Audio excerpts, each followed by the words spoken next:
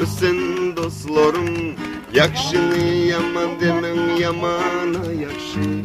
Yakşı elim, yakşı ence kızları, uzun boylu saçlı bolun dostkanı. Yakşı elim, yakşı ence kızları, uzun boylu saçlı bolun dostkanı.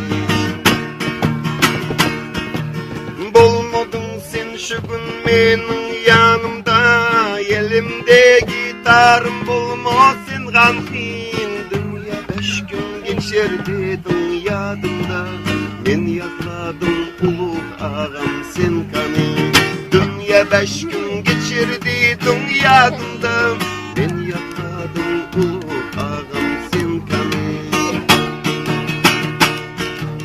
Demir ata minip bir gün atlanın, dostlar bilen oynap şadlanın.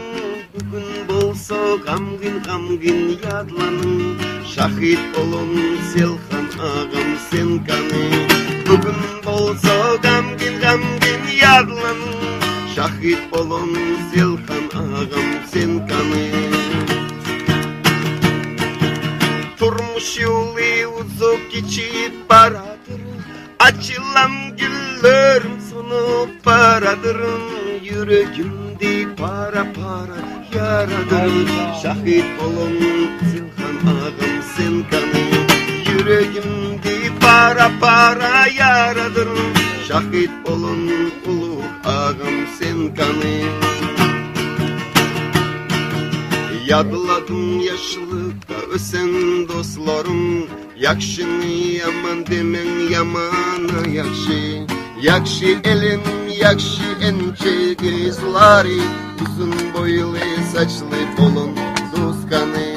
Yakşı elim, yakşı ence kızları, uzun boylu saçlı bolun dostkanı. Durgun yadılap dünya, şu dostum kanı.